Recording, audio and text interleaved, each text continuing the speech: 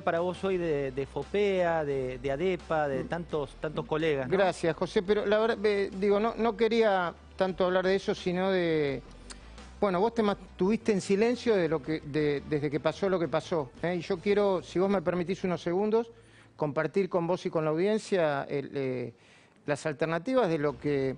A ver, yo nunca hablo de sufrimiento, pero sí de acoso, embestida contra colegas. Y José del Río sufrió una embestida no de colegas, sino de las redes sociales, de medios de comunicación, sencillamente porque el diario de la Nación, él es su jefe de redacción, tomó la decisión de publicar la información de los datos oficiales, Banco Central, Ministerio de Trabajo, y también todas las cámaras empresarias, de pequeñas y medianas empresas, etcétera, etcétera, sobre lo que ocurrió durante los 100 y pico de días de la pandemia.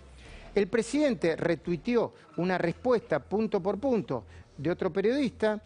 Yo no tuve tiempo de conversar con él porque intercambiamos unos chats, pero es un periodista que evidentemente tiene simpatías por el gobierno y no está mal que las tenga, pero que para mí fueron equivocadas. Pero a partir de eso se genera lo que yo llamo la estrategia de la demolición. Un montón de descalificaciones y José, yo quiero decirte algo, admiro tu templanza y el lugar donde te parás, porque te parás sobre los datos y sobre la información. ¿Y cómo molesta eso, eh? Sí, Luis, la verdad que no es una etapa que uno disfrute, y aparte yo nunca creo en hacer periodismo de periodistas. Digo, a mí no me interesa si otro periodista busca determinada fuente o busca determinada cuestión, porque cada uno tiene su misión, tiene su vocación, tiene su idea de buscar su información con las mejores fuentes.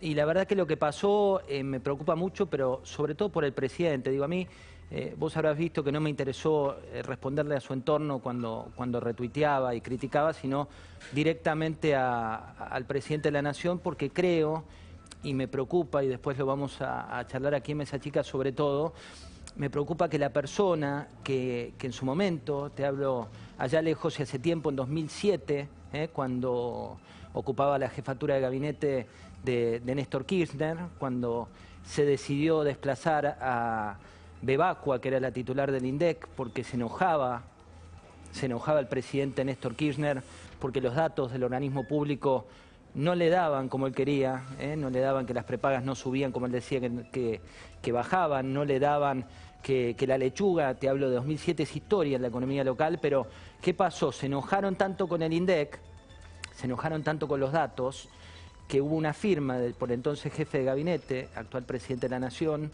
interviniendo por 9 años el organismo de las estadísticas, que en paz descanse Jorge Todesca, el padre de Cecilia Todesca, fue el que logró volver a las fuentes y darle a esa entidad una transformación. Entonces, lo que más me preocupa no es la anécdota de quién comenta o no comenta. Lo que sí me preocupa es cuando a partir de los datos se empiezan a enojar los presidentes, los ministros, con información. Digo, cuando eso pasa, Luis, a nivel república tenemos un problema. Y estamos teniendo un problema bastante grande. Yo vi que le pediste una entrevista al presidente. Quiero decirte que te tenés que poner a la cola, porque yo tengo no creo tampoco que me den en esta circunstancia una entrevista a mí. No, pero hablando en serio, decime el tiempo que tenés vos, ¿eh? Estoy invadiendo tu programa. Venga. Me decís, ¿podemos seguir? Sí, sigamos. Mira, yo estoy realmente preocupado, José. Estoy realmente preocupado. De nuevo, no por mí, que soy una persona grande, que tengo muchos años en esto, que no me asustan ni las bravuconadas, ni las amenazas telefónicas, ni los que vienen a insultarte y a ponerse a este metro de distancia para provocarte y generar una reacción. Las barbaridades que dice Parrilli o Valdés en el sentido que trabajamos de espía cuando tenemos muchos años, eso no me preocupa. Lo que me preocupa es el silencio del presidente frente a esto. Coincido. Digo, a ver, yo no quiero que salga a defender a nadie, quiero saber lo que piensa. Luis, están pasando cosas muy graves en nuestro país en el marco de la pandemia. por un lado está lo que vos planteabas respecto de espías, no espías, toda esta cuestión que se sigue generando. Por otro lado tenés el enojo con quienes cuentan la cuestión económica, que la verdad que es la realidad, no te queda otra que contarla porque basta caminar por la calle para que los comerciantes te cuenten su caso, para que pasás por el peaje y la persona que está en el peaje te dice, che, contá, como lo decían también antes, digo, porque la otra mentira es, no pusieron en contexto, no lo decían, no hablaron del cepo, mirá, hay hasta un tag, como le decimos en digital a cuando vos buscás, que se llama cepo al dólar. Que no le mientan al presidente. Vos buscás cepo al dólar La Nación. Tenés 200 notas escritas de la época de la Cunza, si estaba Sanleris. Tampoco que le digan que no hablamos de la inflación. Tenés, mirá, el 15 de enero de 2020, es fácil que algún asesor le diga la verdad. 15 de enero de 2020, firma Francisco Jueguen, época post-Macri, pero por el resultado de las PASO y por la gestión Macri. Sí, yo me acuerdo esa nota. La inflación de 2019 fue la más alta en 28 años y deja un fuerte arrastre para este año. En tapa además, ¿no? En tapa, título principal, abriendo la home. Digo, pero no estamos contando ahora un libro de historia, estamos contando los 100 días de la pandemia. Y no estamos yendo contra el país, estamos ayudando. Porque si un médico no tiene el diagnóstico de lo que está pasando en la Argentina, en su país, y no lo ayuda una prensa crítica, independiente, cuando hablo crítica no es todo negativo, digo, es una prensa que dice lo que está pasando, lo bueno, lo malo, que trata de ayudar con información, que Nora Bar te cuenta la estrategia sanitaria, que otro te cuenta la estrategia económica, que Facundo Manes te complementa con lo que está pasando en materia de emociones, que otros te cuentan historias de vida. Digo, eso es periodismo. No, bueno, ese es el problema. Yo creo que le están temiendo a eso, José. Y además, yo voy a decir algo que no habla bien de mí, pero habla bien de José del Río, de La Nación, O sea, se metieron con alguien, primero que tiene una computadora en la cabeza sobre lo que viene haciendo La Nación en los últimos años, ¿no? Yo la verdad que no la tengo. No me acuerdo ni lo que hice ayer a veces, ¿no? Pues entonces se metieron con... Y además, hay un concepto que a mí me gusta utilizar en este momento, que es la rebelión, la reacción, ¿no? La reacción mínima de los mansos, ¿viste? De los mansos. Yo me reconozco como una persona enérgica, que me dicen algo y así que en eso no hay novedad. Pero yo estoy conociendo cada vez más a gente muy calmada, con mucha templanza, como vos, como muchos otros colegas, como gente que conozco que labura en la calle, como laburantes, como gente que antes ni siquiera... A ver, mucha gente que votó a Alberto Fernández, mucha gente que votó a Alberto Fernández se está empezando a sentir agredida de diferentes maneras. Agredida. Luis, lo que está pasando con el campo, que el gobierno de la Nación, que las máximas autoridades no hablen de 61 silobolsas que están dañadas, de gente que al grano, al trabajador que está ahí, digo, porque se habla del campo como una entelequia, pero el campo es personas, es tu país, son gente que vota, gente que de hecho cuando mirabas los votos, muchos votaron por Alberto Fernández, y cuando ves que esa semilla que con tanto esfuerzo trabajó el campo, está pintada con el solo hecho de perjudicar el trabajo de otro, tiene que haber autoridades que salgan y digan, miren, estas imágenes que vemos son de criminales. Digo, y hay que entender eso, porque si no empezás por marcar lo que está pasando ahora, después puede ser demasiado tarde. Y de nuevo, a mí me gusta tomar distancia de la grieta, ni la derecha, ni la izquierda, ni el norte, ni el sur. Los datos, 61 silobolsas rotas. Es una tendencia importante, ¿no? Tendencia creciente de gente que trabaja, de gente del campo que está y que se los trata de demonizar como se trata de demonizar a los periodistas. Son argentinos, a nosotros nos dijeron que iban a venir a salvar esta grieta, no a ampliarla. A ser mejores. Bueno, el discurso del presidente, eso es otra cosa que me preocupa, José, cuando vos me digas terminado, pero me preocupa mucho. El presidente no es que hizo un discurso en el Congreso de inauguración de las sesiones ordinarias hace 5 años y se olvidó. Lo hizo hace 5 minutos y dijo, yo quiero que se me recuerde como el presidente que va a estar por encima de la grieta. Y la verdad que yo no, a ver, lo voy a plantear mirá, me voy a poner el traje de manso y moderado y voy a decir, era el presidente de la moderación. Eran los votos que le faltaba al Frente de Todos para ganar, porque dijeron, bueno, va a venir una persona moderada a arreglar mucho de lo mal que hizo el gobierno anterior. mucho de lo mal que hizo en política económica el gobierno de Macri. Una persona moderada. Yo no lo estoy sintiendo desde el punto de vista político, no hablemos del personal, ¿no? Porque cada uno tiene su carácter. Desde el punto de vista político no lo estoy percibiendo como un dirigente y un político moderado. Sí, es así. Bueno, Luis, gracias por estar y gracias por tus mensajes y también los de tantos colegas que valoro, quiero y respeto. Así que muchas gracias. Nos quedamos mirando porque ahora vamos a... Bueno, Se viene Santiago Kovadlov, vuelve a hablar Nicolás Massot, que hace mucho que no está Daniel Artana para contarnos qué pasa. Vamos a hablar con Pablo Sirven para ver cómo ve el periodismo en esta época, así que tenemos un programón. Un abrazo para vos y un saludo para todos los invitados. Abrazo grande. Y les decía, el riesgo de enojarse con los datos. Ustedes saben que hace tiempo en el periodismo ya trabajamos con datos. Sabemos lo que vos leés, sabemos lo que te interesa, sabemos qué es lo que te preocupa. Tenemos la posibilidad de interpretar. ¿Y qué pasó ayer? Bueno, ayer vino un número que uno puede enojarse con ese número o puede decir, esta es la realidad que tiene la Argentina. Abril mostró un desplome, y esto lo digo, desplome de 26,4% interanual de la actividad económica, del EMAE. Es la previa, es una figura técnica de lo que viene después, que es el PBI, que es el conjunto de riqueza que genera un país en el proceso de 12 meses, y el EMAE es la actividad económica, es la previa, es lo que te dice cómo viene después el Producto Bruto Interno. Esto fue la caída más importante de la historia, ya lo veías a Carlos Pañi diciendo volvimos 16 años para atrás. Todos los sectores reflejaron caídas que llegaron al 86% anual. Tenés que ir a 2002, te decía, para mirar esos números. Hay bajas pronunciadas en todas las actividades. Y el fin de semana, el presidente se enojó con los datos. Empezó a retuitear de su entorno una serie de informaciones inexactas que a mí me interesa corregir, pero no por el hecho de A, B, le dijo a C, le dijo a D, sino porque si vos no tenés los datos, digo, punto 1, proyecciones. Proyecciones económicas que fueron las que él tomó por enojo. Proyecciones económicas que tenían como fuente, es correcto, ABCEB. ABCEB es la consultora que lidera el exministro de Producción Dante Sica, pero que si no le gustan las fuentes de ABCEB, puede ver las de IERAL, que es otra entidad económica que tiene datos similares.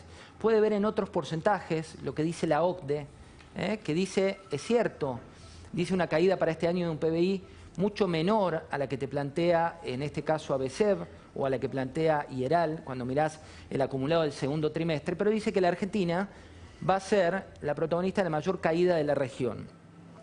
También se puede mirar, si no le gustan esos datos, los del Fondo Monetario Internacional, que son los que utilizó. ¿Estaban mal los datos que dimos? No. ¿Le gustaban los datos que dimos? No. ¿Tenían la fuente los datos que dimos? Sí. Las proyecciones en materia económica se dan todo el tiempo. Para un presupuesto nacional, donde también muchas veces la proyección versus la realidad no coincide. Para una empresa que necesita saber cuál va a ser el presupuesto para ese año. Para infinidad de personas que tienen determinados ingresos proyectados. Y esas son proyecciones al segundo trimestre de 2020. Hay infinidad de fuentes. El problema en el periodismo sería si esa fuente no está, si uno la toma como propia. Si uno le pone la fuente, no hay nada que esconder, puede ir, chequear, ver cuál fue la exactitud de esos datos. Y hay un dato adicional. Si uno mira Latin Focus Consensus son la suma de 27 consultoras, bancos de inversión, consultoras económicas a nivel regional. Los datos que dan de proyección para Perú, que tanto enojaron, de México, son los que dimos a mayo. En junio ellos corrigen los datos, como lo hace cualquier proyección, pero están en línea con lo que planteamos, o le decía también lo del IERAL. Con lo cual, enojarse con esos datos es perder el tiempo con una economía que ya datos reales, esto es INDEC, y hay que cuidar al INDEC, 26,4% de caída interanual. ¿Es culpa del presidente? No, hay una pandemia internacional, lo decimos en todas nuestras notas, pero sí hay una gestión local que tiene que hacerse cargo para que esto sea menor, para que la caída sea menor. Inflación, que otra de las cuestiones que le decían que no se comentaban, que no andaban, y él avaló de una forma poco clara.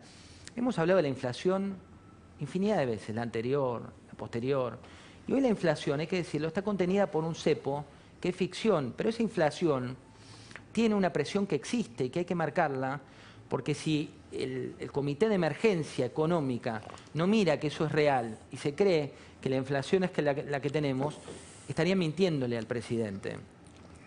Acá es fundamental también decir que en 2019, como lo decía hace un rato, 15 de enero de 2020 se publicó en La Nación como título principal: la inflación de 2019 fue la más alta en 28 años. Me preocupa que le digan que no se daba el contexto, que no estuvo siempre. Y con esto a mí me parece fundamental desde el rol periodístico que tenemos, que compartimos con Pablo, que compartimos con Alfredo. Los hechos son hechos. Digo, después está cómo cada uno quiere votar, no votar, o la opinión que cada uno tiene. Y siempre hay que diferenciar opinión de hechos. Los datos de la crisis que se pretenden disimular muestran que la mayor profundización de este cepo de 2019 estaba escrita en la nota que tanto le molestó y los tweets. Si alguien le lee la nota, arrancaba la oración diciendo que la mayor profundización del cepo de 2019 está en esa línea. La ensalada de datos falsos que avaló en este caso el presidente no son más que datos correctos. Pero de nuevo, no es esto quién tiene más razón, son hechos.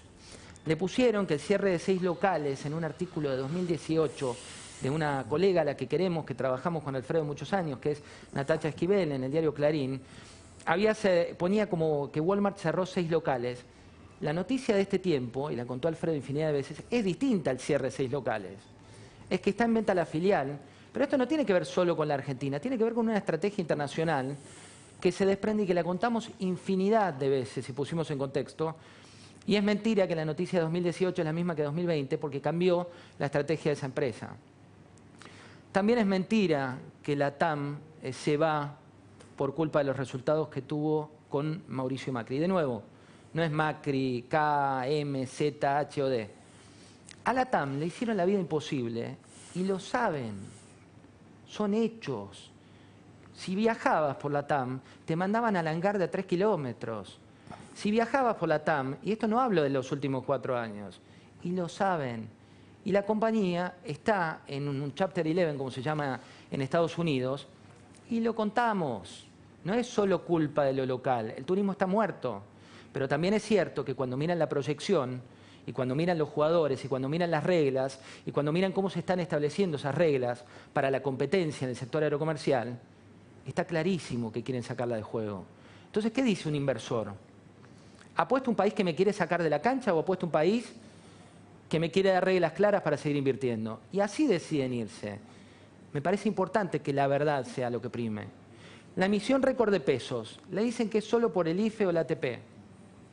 Eso existe, lo hemos contado, 8 de cada 10 empresas pidieron la ayuda al Estado, pero la emisión no tiene como causa principal el IFE y el ATP. Y cualquiera del comité, del gabinete económico, se lo puede plantear. Hablan del desempleo de Macri. Ya lo hemos contado, el desempleo de Macri. Hemos contado que cerraron los locales, hemos contado que había recesión, pero estamos analizando los 100 días de pandemia. No estamos haciendo un libro de historia.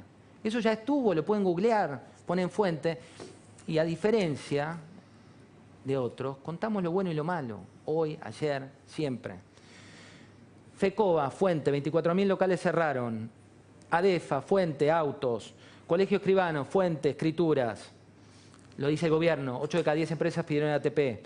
162.000 empresas solicitaron renegociar el Ministerio de Trabajo. Se cobraron 800.000 a 900.000 puestos de trabajo, lo dice el Observatorio de la Deuda Social. El 80% de las familias no puede hacer frente a sus deudas. Lo dicen los datos. Y por último, para cerrar, a mí lo que más me preocupa de esta época, y de nuevo, es que nosotros no somos los protagonistas son los hechos. Y no hablar de los silobolsas, no hablar de la realidad económica y decir que está equivocado el dato de la realidad económica, no hablar del contexto y no tratar de solucionarlo, no lo ayudan. Lo mejor de tener un periodismo crítico y un periodismo independiente es que lo bueno y lo malo se marque. Y así hemos contado 5 aciertos y 5 defectos que tuvo la estrategia sanitaria con una de las mejores firmas del sector salud. Y así hemos contado la infinidad de aciertos y desaciertos. Pero el riesgo de enojarse con los datos, el riesgo de enojarse con la información en un país que vivió de la mentira, con un INDEC intervenido, que vivió 9 años mintiendo con las estadísticas, que vivió en 2007 un enojo de un presidente que dijo que porque la lechuga había aumentado demasiado había que taparla y las prepagas habían subido más de lo que le habían controlado, había que tapar el dato, y que esa firma tiene un jefe de gabinete. Señor presidente, por favor, no se enoje con los datos. Vamos con la información.